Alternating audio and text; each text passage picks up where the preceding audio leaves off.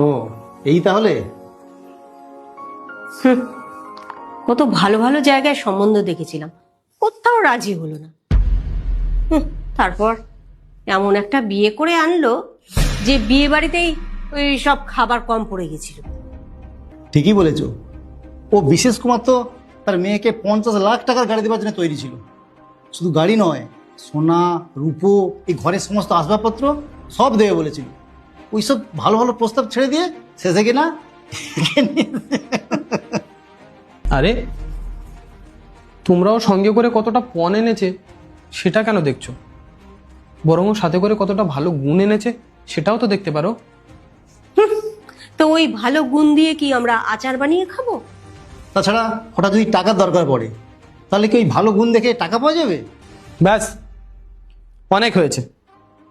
তো এখন থেকে যেটা মুখে আসছে সেটা বলে যাচ্ছে। তোমরা এটা জানতে চাও না যে ও সাথে করে কতটা পণ এনেছে? তো শুনুন, ওকে বিয়ে করে না আমি নিজেকে পৃথিবীর সব থেকে বড় মানুষ মনে করি। কারণ ওর বাবা ওর জীবনের সব থেকে দামি জিনিস আমাকে দিয়েছে। তাদের যা দেওয়ার না তারা আমাকে দিয়ে দিয়েছে। এখন শুধু দেওয়ার পালা আমার, আর আমি ওকে সেই সব কিছুই দেব। সম্মান, ভালোবাসা, ওর যা চাই তাই।